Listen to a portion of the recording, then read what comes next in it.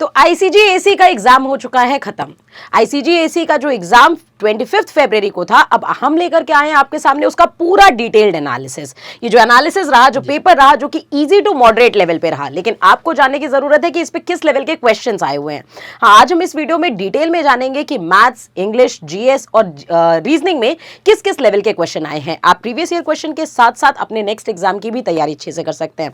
तो विशाल सर, सबसे पहले ये बताएंगे पेपर का लेवल, मुझे मतलब लगता है कि 2020 के बाद इतना इजी पेपर नहीं आया नहीं आया है। इवन मैं कह सकता हूँ कि एसएससी के सीएचएसएल से भी मतलब लेवल डाउन रहा अर्थमेटिक और रीजनिंग अच्छा, तो का। इसका मतलब कि कट ऑफ आई जाएगी? ऑब्वियस सी बात है, डेफिनेटली कट ऑफ आई जाएगी, भाई क्योंकि अगर आप हलवा बना करके और जबड़े का परीक्षण करेंगे तो सभी चबा जाएंगे, सभी चबा जाएंगे उसमें कहाँ से डेफिनेटली। परीक्षण हो पाएगा? बिल्कुल सही बात। मसला ये लेकिन है। सर, एक और कमी है हमारी यूथ की, यूथ को अवेयरनेस नहीं है। जी। वो कई सारे फॉर्म अपने डेवलपमेंट मतलब अपने हिसाब से भर भी नहीं पाता है।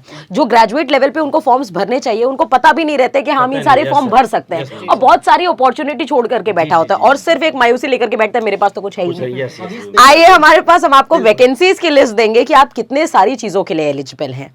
हाँ सर। इस पेपर को लेकर के अगर कोई ये पेपर देखता है ग्रेजुएट बच्चा, तो उसको फिर तो उंगली मतलब नाखून ही चबाना होगा ना, काश मैंने फॉर्म भरा हो, काश मैंने फॉर्म काश मैंने परीक्षा सर, दिया यही है। काम हो रहा है आईसीजी जीडीडी भी अभी। जी हाँ। जैसे जिसमें जो एग्जाम जो फॉर्म भरे जा रहे हैं वो अप्रोक्स 1.25 लाख है। हाँ। अब 1.25 लाख फॉर्म में कंपटीशन लेवल ऑब्वियसली डाउन हो जाएगा। तो मतलब इसका मतलब ये है कि आप पहले तो फॉर्म को अप्लाई करिए। हमारे चैनल्स पे डेट भी बढ़ा दिया गया है। हाँ, हमारे चैनल्स पे रेगुलर बेसिस पे अपडेट्स आपको मिल रही हैं, कौन सा फॉर्म आ रहा है, डायरेक्ट एसएसबीज, इनडायरेक्ट एसएसबीज आपको जो मिल रही है, यानी रिटर्न के थ्रू जो एसएसबीज मिल रही हैं, ये सारी डिटेल इन्फॉर्मेशन हमारे चैनल्स पे है। इनफैक्ट आप कमेंट सेक्शन में हमें बता दीजिए, हम अलग से सेपरेट वीडियोस बनाएंगे कि आपके पास क्या क्या करियर ऑप्शंस हैं। तो अब मैं चाहूंगी विशाल सर, सबसे पहले आप मैथ्स का एनालिसिस, बच्चे बहुत बेसब्री से इंतजार कर रहे हैं, मैथ्स का एनालिसिस लेकर के शुरू। तो देखिए, मैथ्स को लेकर अगर मैं बात करूं तो पहला तो बहुत ही इजी पेपर था। मैं कह सकता हूं गरीबी रेखा के नीचे वाला पेपर था। इसमें कुछ भी ऐसा नहीं था, सब कुछ मतलब जितने क्वेश्चन हम लोगों ने जो मैराथन कराई थी, अभी हाल में एग्जाम के 3 दिन पहले हमने मैराथन कराई थी, बहुत कम क्वेश्चन लेकर के मैं आया हुआ था। और उन प्रश्नों में से, उन टॉपिक से मैं कह सकता हूं, मैं चैलेंज कर सकता हूं कि अगर आप केवल वो 1.5-2 घंटे की वीडियो मैथ्स की है, 2-2.5 घंटे की रीजनिंग की, अगर आप उसको देखें तो उससे बाहर एक भी सवाल नहीं गया है। मैं ये नहीं डिजिट नहीं मैच करा सकता, लेकिन मैं ये कह सकता हूं कि कॉन्सेप्ट जो हमने पढ़ाया था उससे बाहर कोई क्वेश्चन नहीं गया है। तो आइए एक एक करके मैं सारे प्रश्नों को, जो हमारे पास अवेलेबल क्वेश्चन है, सारे क्वेश्चन को मैं आपको डिस्कस करता हूं कि किस टॉपिक से कैसा सवाल आया था, क्या सवाल आया था, क्या उसका आंसर होने वाला है। तो देखा दोस्तों, आपने जैसा हम लोगों ने बताया था, अभी आपने मेरी पूरी टीम के साथ रूबरू थे, जैसा हम लोगों ने आपको पेपर बताया था पहले कि आखिरकार कैसा क्वेश्चन आने वाला है, इस पर हम 4 दिन पहले एक मैराथन भी लेकर आए थे। इसमें अर्थमेटिक और रीजनिंग का पूरा एक कॉम्बो था, 4.5 घंटे 4-5 घंटे का, और हर एक सवाल वहाँ से आया है। मैथमेटिक्स के प्रश्नों को अगर मैं देखूँ तो मुझे लगता है कि ये एसएससी के सीएचएसएल से भी गिर गया स्तर आईसीजीएसी का, इसका मतलब जो क्वेश्चन का लेवल रहा। अब मैं एक एक करके आपको प्रश्न बताता हूँ, जैसे प्रश्न कहाँ से आए, क्या क्या क्वेश्चन था, और इससे आपको आइडिया लगेगा कि वास्तव में इस एग्ज़ाम को पास करना कितना आसान काम है। जैसे एक क्वेश्चन दिया था, पहला क्वेश्चन मैं डिस्कस कर रहा हूँ, अलजेब्रा से क्वेश्चन दिया था। क्या कर रहा था कि भाई a + b + c की वैल्यू कुछ दिया है 25 करके, and AB + BC + CA, AB + BC + CA ये 95 है। देन आपसे क्या पूछेगा, A² + B² + C² की वैल्यू आपसे पूछी गई है। अब बताओ, ये क्वेश्चन आपका सिपाही दरोगा चपरासी वाले एग्जाम में आता है भाई। अब आप कौन नहीं जानता, कौन ऐसा बंदा है जो नहीं जानता है इस बात को, कौन ऐसा बंदा है जो इस बात को नहीं जानता है कि अगर मैं चाहूँ तो सीधे सीधे क्या कर दूँ, यहाँ पर A + B + C का स्क्वायर कर दूंगा तो क्या आएगा, A² + B² + C² + twice of AB + BC + CA। Okay, अब देखो अपने पास वैल्यू किसकी है, A + B की वैल्यू दे रखा है, ये वैल्यू आपसे पूछा है, ये वैल्यू आपसे पूछा है, ये आपको दे रखा है। तो क्या यहाँ पर इस क्वेश्चन में कोई समस्या आने वाली है? आई होप कि नहीं आनी चाहिए, बहुत सिंपल सा क्वेश्चन था। नेक्स्ट क्वेश्चन देखें, अगर हम देखें तो एलसीएम से कैसा सवाल दिया था, देखिए सिंपल एलसीएम से 2-3 क्वेश्चन आए थे।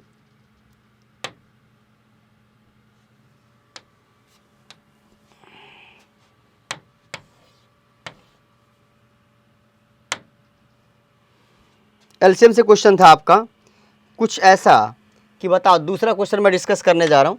दूसरा क्वेश्चन मैं डिस्कस करने जा रहा हूँ दोस्तों। दे रहा है आपका 28/2, 40/7, 32/13 एंड कुछ 45 या 48/5 था। आपसे बोला इसका एलसीएम बताओ क्या होगा। अब बताओ, ये सिंपल सी बात है। आपको पता है कि आपको क्या करना पड़ेगा, न्यूमरेटर का एलसीएम, डिनोमिनेटर का एचसीएफ, सही है। और डिनोमिनेटर में सारी की सारी संख्याएं कैसी हैं, को प्राइम है, तो नीचे तो कुछ करना ही नहीं, एक आ जाएगा, सीधे सीधे आपको एलसीएम का क्वेश्चन मिल गया। प्रॉफिट एंड लॉस से कैसा क्वेश्चन दिया था, प्रॉफिट एंड लॉस से क्वेश्चन दिया था। अब सोचिए इतना सिंपल पेपर, आपसे कह रहा भाई कॉस्ट प्राइस जो है, कॉस्ट प्राइस कुछ 150 रुपया है, प्रॉफिट दिया है, प्रॉफिट 25% का है। आपसे बोले बताओ सेलिंग प्राइस क्या होगा। अब आप सोचो कि ये क्वेश्चन अगर पेपर में आएगा तो पेपर का लेवल क्या कहा जाएगा, मैथ्स के पेपर का लेवल क्या कहा जाएगा। मैं कहूँगा गरीबी रेखा के नीचे का पेपर था, बहुत ही ज़्यादा ईजी टाइप का पेपर है। नेक्स्ट आगे बढ़ते हैं, अगला सवाल देखते हैं क्या है। ये क्वेश्चन वही है जो बच्चों ने प्रोवाइड कराए हैं। एवरेज से क्वेश्चन आया भाई, एवरेज से क्वेश्चन आया। अब हाँ, एवरेज से क्या क्वेश्चन आया कि ये चौथा सवाल मैं आपको बताने जा रहा हूँ। चौथा क्वेश्चन देखिए, एवरेज से क्वेश्चन आया कि कोई 36 नंबर हैं जिनका एवरेज कुछ क्या दिया था, जिनका एवरेज दिया था, वेट, जिनका एवरेज कुछ 45 था। अब बता रहा है 48 था। अब बता रहा है भाई एक नंबर ऐसा था 27 जिसको हमने क्या कर दिया 72 ले लिया, तो कितना ज़्यादा 45 ज़्यादा लिया किस पर 36 पर, जितना आएगा ले जा कर के यहाँ क्या करना माइनस कर देना, एवरेज निकल के आ जाएगा। प्रॉफिट लॉस से दूसरा क्वेश्चन था कि जो सीपी है वो एसपी का शायद 5/6 गुना है, ऐसा कुछ। तो बताओ अगर मैं यहाँ से सीपी और एसपी का रेशियो ले लूँ, अगर मैं यहाँ से सीपी और एसपी का रेशियो ले लूँ तो क्या आ जाएगा, तो आपके आंसर 5/6 आएगा। पता चल गया 5 रुपये में खरीदा बंदे ने 6 रुपये में बेचा। नेक्स्ट क्वेश्चन जो वर्क एंड टाइम से दो क्वेश्चन देखो आए थे।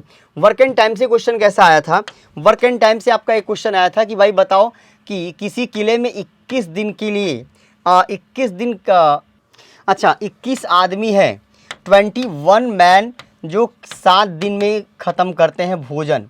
अब आपसे बोला है कि बताओ, आपसे बोला कि बताओ भैया अगर 21 आदमी 7 दिन, तो शायद पूछा था आपसे कि बता दो 40 आदमी कितना दिन में खाएंगे, कुछ ऐसा। एग्जैक्ट डेटा हमारे पास नहीं है, एग्जैक्ट डेटा हमारे पास नहीं, ये वैल्यू तो इसके साथ ही ऐसे कुछ करेगा। जैसे बोला होगा कि आप बता दो 21 साढ़े 10 साढ़े, मतलब कि पूरा मान लिया हमने 35 आदमी कितना दिन में खाएंगे। क्या पूछा था, 35 आदमी कितना दिन में खाएंगे। आपको पता M1 D1 बराबर M2 D2 क्या होता भाई, M1 D1 बराबर M2 D2, मतलब ये वर्क 7 डेज है, भोजन पे था कि किसी काम को कितना दिन में करना है, कुछ इस टाइप से था, क्योंकि भोजन पे होगा तो दिन में दशमलव में नहीं आ सकता। फिर नेक्स्ट क्या दिया था, नेक्स्ट दिया था आपसे कि भाई ए किसी काम को 16 दिन में कर सकता है, बी उसी काम को 24 दिन में कर सकता है। बता दो दोनों मिलकर कितने दिन में करेंगे। स्पीड एंड टाइम से क्वेश्चन दिया था, डिस्टेंस दिया था कुछ 600 मीटर और टाइम दिया था कुछ ऐसे 20 सेकेंड समथिंग, 20 सेकेंड। आपसे पूछा था बता दो स्पीड क्या होगा, आपने कहा डिस्टेंस अपन टाइम, स्पीड बराबर डिस्टेंस अपन क्या हो जाएगा, टाइम हो जाएगा। नेक्स्ट आपका क्वेश्चन डीआई से भी क्वेश्चन था, डीआई से क्वेश्चन था आपका कुछ पूरा चार्ट बना के दिया था, मतलब कि टेबुलेशन से क्वेश्चन था, कुछ पूरा चार्ट बना था और आपसे एवरेज पूछा हुआ था। डीआई का एक क्वेश्चन था, डीआई से आपको एक सवाल मिला था। ओके, नेक्स्ट एवरेज से मैंने आपको बता दिया 2 सवाल, प्रॉफिट लॉस से 2 क्वेश्चन आया था। और हाँ ऐसे दिया था, अगला जो क्वेश्चन दिया था कि भाई 2 आदमी है, 2 आदमी ए और बी है और इनकी इनकम दे दिया है कि ये कोई 10,000 रुपया कमाता है और ये कोई 12,000 कमाता है। अब फिर आपसे बोला था कि ये 25% इसका एक्सपेंडिचर है और इसका आपका 30% एक्सपेंडिचर है, इनके सेविंग का रेशियो क्या होगा। तो मतलब हम क्या करेंगे, इसका 75% इसका 70% निकाल के हम सेविंग का रेशियो दे सकते हैं। वर्क एंड टाइम से 2 क्वेश्चन आया, फिर इसके बाद एवरेज से 2 क्वेश्चन आया, प्रॉफिट लॉस से। मतलब मैं कह सकता हूं कुल मिला जुला करके अगर आप प्रश्नों का लेवल देखें तो आपको समझ में आ जाएगा कि सबसे इजी जो पोर्शन था वो एलिमेंट्री मैथमेटिक्स का था, और जो हम लोगों ने पढ़ाया था उससे बाहर बिल्कुल भी क्वेश्चन नहीं गया है। तो अब आप रीजनिंग वाले सर आएंगे और रीजनिंग के पेपर का बताएंगे आपको कि क्या लेवल है। जैसे हम लोगों ने डिस्कस किया कि पेपर तो बहुत ईजी था, खासकर मैथ और रीजनिंग तो, एलिमेंट्री मैथमेटिक्स और रीजनिंग तो मान लीजिए कि बहुत ईजी थे। तो चलिए मिलिए सीएम सर से, वो रीजनिंग डिस्कस करते हैं। जय हिंद। तो आइए हम लोग रीजनिंग वाले सेक्शन को देखते हैं कि आखिर कहाँ कहाँ से क्वेश्चन मिले हैं देखने को। जो क्वेश्चन का लेवल रहा है इस टाइम वो इजी टू मॉडरेट रहा है, मतलब बहुत कठिन नहीं कह सकते। कुछ बच्चों के द्वारा पता चला है कि जैसे कि हर बार पूछता है, इस बार भी अल्फ़ाबेट से भी कुछ क्वेश्चन पूछे गए। अब दिमाग में आ रहा होगा कि किस टाइप के क्वेश्चन पूछे गए होंगे, तो मैं बताऊं कि एक आध दो क्वेश्चन में मिडिल टर्म्स पूछे गए। मिडिल टर्म्स मतलब जैसे मान लीजिए कोई शब्द दे देता है, ऑरेंज दे दीजिए, मान लीजिए ऑरेंज ही दे दिया। अब इसको क्या करना था, अब ये कंफर्म नहीं है कि इसको क्या किया गया है, ऑर्डर में, सीक्वेंस में, अल्फ़ाबेटिकल ऑर्डर में रीअरेंज किया गया है, उसके बाद मिडिल टर्म बताना था, या इसको डिक्शनरी वेज में अरेंज करके मिडिल टर्म बताना था, है ना। तो इस टाइप के भी क्वेश्चंस देखने को मिले हैं। साथ ही साथ इसमें पेयर्स भी बनाने को मिले हैं अल्फ़ाबेट में। तो इससे जाहिर होता है कि कम से कम अल्फ़ाबेट का बहुत बड़ा रोल रहा।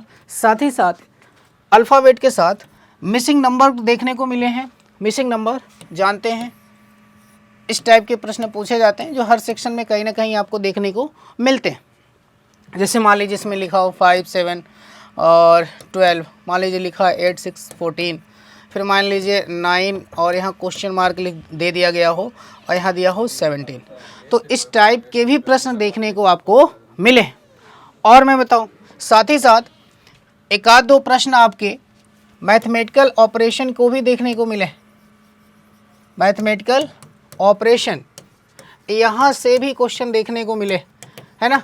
क्वेश्चन मैं बता दूं, जैसे मान लीजिए आप देखते हैं प्लस को माइनस कहा जाए, माइनस को डिवाइड कहा जाए, एक इक्वेशन दिया गया होता है और उस इक्वेशन में क्या करते हैं, सिंबल को रिप्लेस कर करके जो लास्ट में हमारा इक्वेशन आता है उसको सॉल्व करते हैं, है ना। तो इस टाइप के भी प्रश्न आप देखे होंगे। उसके बाद डायरेक्शन का एक क्वेश्चन तो फिक्स था, डायरेक्शन, डिस्टेंस एंड डायरेक्शन के क्वेश्चन भी देखने को मिले। तो मतलब जो आपने पढ़ा है, जो हम लोगों ने पढ़ाया है, वहीं से क्वेश्चन आए, ठीक है। और क्या देखने को मिला है, इसके साथ ही साथ आप जो है इसके बाद आपको डाइस से भी क्वेश्चन देखने को मिले। और ये सुनने में आया कि जो ओपन डाइस होता है, खुला पासा, जैसे मान लीजिए ये पासा है, कोई ये पासा है, ये वाला, ये, और देता है ना कि इसको फोल्ड करके कौन सा पासा बनाया जाता है ना। जैसे मान लिया ये आपस में अपोजिट है, ये आपस में अपोजिट है, जो बचा वो आपस में अपोजिट है। तो ये ओपन डाइस दिया रहता है और 4 हमारे पास ऑप्शन होता है क्लोज डाइस का। तो ये बताना होता है कि इसमें से कौन सा हमारा सही आंसर होगा। तो इस टाइप के भी क्वेश्चंस देखने को मिले। उसके बाद इसके बाद वेन डायग्राम का जानते हैं, बहुत सिंपल टॉपिक है और यहाँ से अमूमन हर एग्ज़ाम में देखने को मिल ही जाते हैं आपको। जैसे कि आपको दे दे कि भाई इंडिया यूपी और प्रयागराज यानी डिस्ट्रिक्ट का आपका दे दे कि भाई इसका वेन डायग्राम क्या बनेगा। तो इस टाइप के भी बहुत सारे क्वेश्चंस आपको देखने को मिले। कंक्लूज़न ये निकलता है कि अगर आपने सीरियस होकर रिवाइज करके बार बार रिवाइज किया होगा और प्रैक्टिस किया होगा तो सारे क्वेश्चन आपको देखने को मिल गए होंगे। और साथ ही साथ यहाँ पे आपके साथ क्या कराया जाता है, प्रैक्टिस कराया जाता है ना।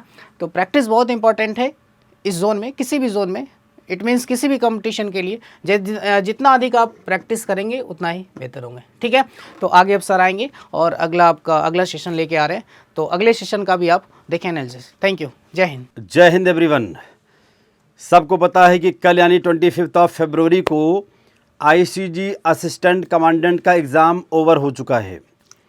पेपर जैसे कि बच्चों ने दिया, बहुत कम बच्चे वैसे तो कांटेक्ट में हैं। और सबसे बड़ी दिक्कत की बात है कि पेपर देने के बाद जब बच्चे आते हैं तो जब मैं उनसे इंग्लिश की बात करता हूं तो उनको मोस्ट ऑफ द क्वेश्चन तो भूल गए होते हैं। थोड़ा बहुत जो, अब जैसे ये इंग्लिश का क्वेश्चन, ये बड़ा ही फॉर्मल, ये कई बार ये बड़ा रिपीटेड क्वेश्चन है, तो बच्चों को याद था, बच्चों ने बता दिया।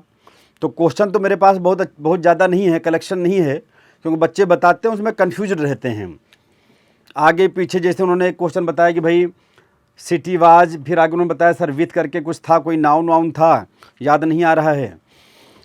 ओवरऑल 25 फरवरी को कंडक्ट हुए आईसीजी एसी के एग्ज़ामिनेशन का जो लेवल था, मैं क्योंकि being a teacher of English subject, मैं केवल आपसे बात करूंगा इंग्लिश सब्जेक्ट के बारे में। इंग्लिश सब्जेक्ट के 25 क्वेश्चंस आते हैं। जैसा कि बच्चों ने बताया, देखो मेरे हिसाब से तो मैं एक टीचर हूँ, मुझे तो मैक्सिमम क्वेश्चन उसमें इजी लगेंगे। कुछ क्वेश्चन हो सकता है मेरे लिए भी थोड़ा सा चैलेंजिंग हो, इट में बी, लेकिन बच्चों ने जैसा बताया, बच्चों के मुताबिक पेपर का जो लेवल था, इंग्लिश की बात करें तो एक मॉडरेट लेवल था। मतलब उसको हम बहुत इजी भी नहीं कह सकते हैं और बहुत टफ तो कतई नहीं कह सकते हैं। अच्छा, मॉडरेट इसलिए कह सकते हैं कि उसमें से काफ़ी क्वेश्चन तो एकदम रिपीटेड थे, वो किसी न किसी एग्ज़ाम में पूछे गए थे। जैसे मैं इसी की बात कर लूँ, जैसे ईडीएम पूछा गया था कि रीड बिटवीन द लाइन्स, जिसका मतलब दुनिया को पता है कि अंडरस्टैंड द इम्प्लाइड मीनिंग या हिडन मीनिंग, छुपे हुए अर्थ को समझ जाना। दूसरा एक ईडीएम आया था out and out. Out and out का मतलब होता है कम्प्लीटली, यानी पूरी तरीके से, थारोली, पूरी तरह से। तो ये भैया बहुत बार पूछा गया, बड़ा रिपीटेड ये ईडीएम है, इसलिए बच्चों को याद था ये।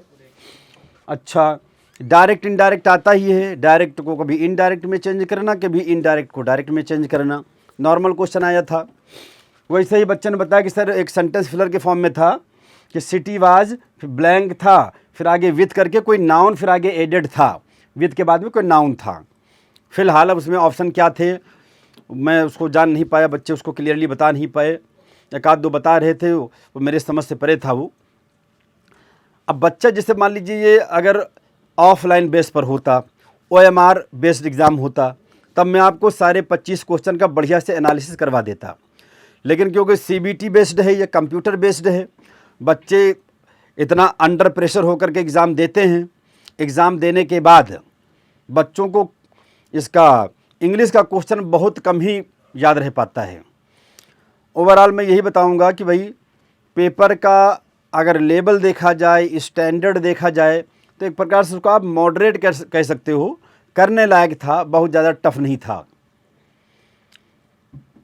हर बार मैं अक्सर देखता हूं कि पेपर का लेवल, मैं आपको सही बता दूं तो इंग्लिश की जहां तक मैं बात करता हूं कि इंग्लिश का पेपर समव्हाट ऐसे ही आता है, टफ कभी नहीं रहता है।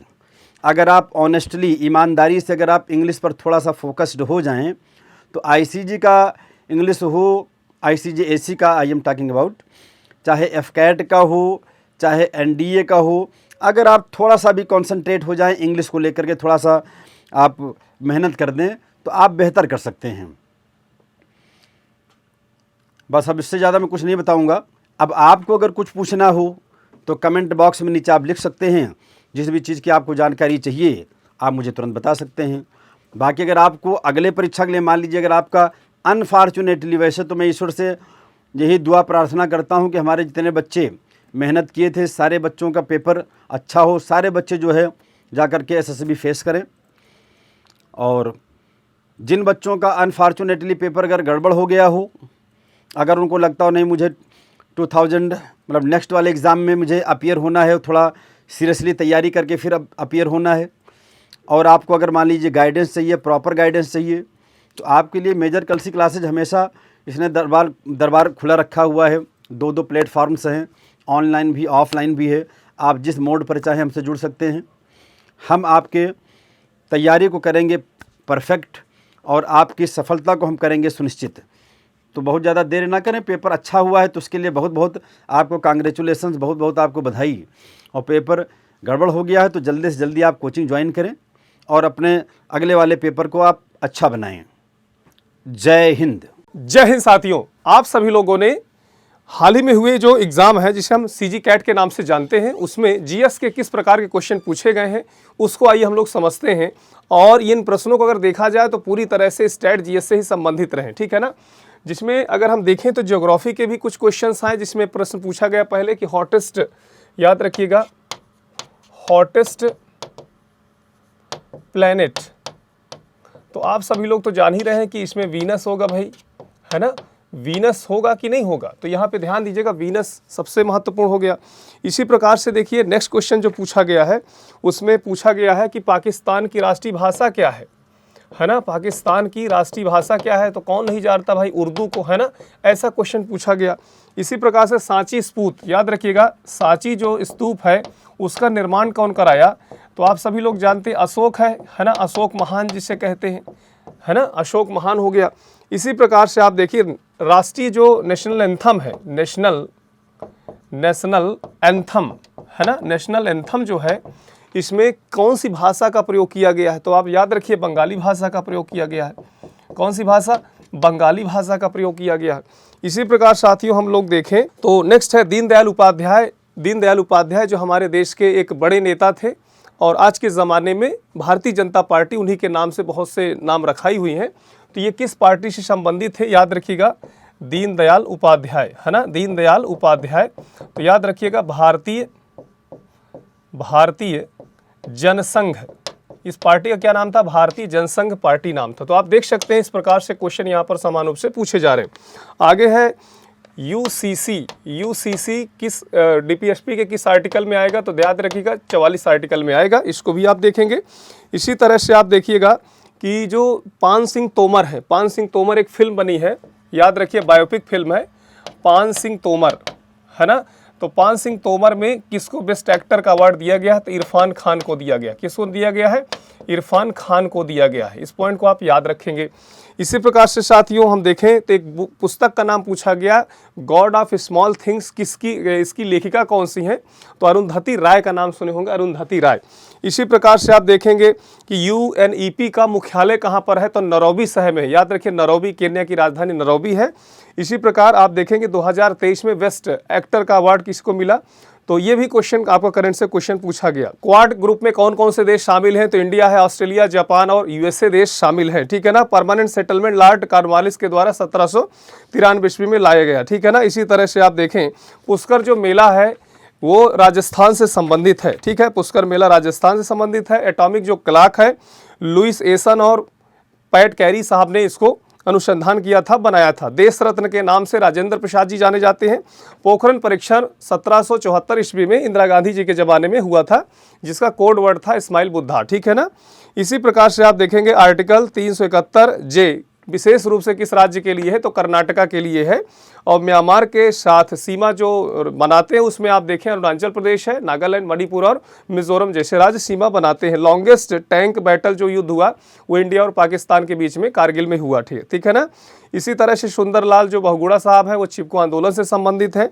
और इसी प्रकार देखेंगे तो नेक्स्ट है सुंदरबन डेल्टा कहाँ पर स्थित है, तो बंगाल में स्थित है। इसी तरह से जस्टिस पार्टी की स्थापना की किसने किया था, तो एवी रामास्वामी साहब ने किया था 1916 ईस्वी में।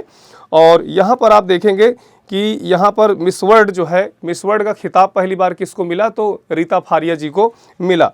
और इसी तरह से हड़प्पा से समान रूप से कौन सा धातु प्राप्त हुआ, तो ब्रांज प्राप्त हुआ। तो उम्मीद करता हूं कि आप सभी लोग देखेंगे कि इसमें लगभग 25 क्वेश्चन आए और स्टेट जीएस के ही क्वेश्चन इसमें शामिल रहे, जिसमें कहीं ना कहीं आप देख सकते हैं कि करंट अफेयर को भी शामिल किया गया है। बाकी मिसलेनियस है, मिसलेनियस में भी आप देखें खेलकूद से भी आया, इसी प्रकार से बुक से संबंधित आया, फिल्म एंड थिएटर से संबंधित आया, तो हर तरह के प्रश्न यहाँ पर आए हुए हैं। तो आप सभी लोग बिल्कुल देरी न करिए, एमकेसी में आइए सभी लोग, और यहाँ से जुड़ करके आप देखें तो किस प्रकार से आपके लक्ष्य निर्धारण के लिए पढ़ाई के साथ साथ आपकी जो है कढ़ाई भी होती है। अर्थात कहा जाता है डिफेंस में कि पढ़ा भी होना चाहिए और गढ़ा भी होना चाहिए। इन दोनों स्थितियों में आप सभी लोगों को यहाँ पूरी तरह से आगे बढ़ाया जाएगा। आप सभी लोग जुड़े, और भी विशेष जानकारी के लिए तो इस नंबर पर आप सभी लोग कॉल कर सकते हैं। जय हिंद।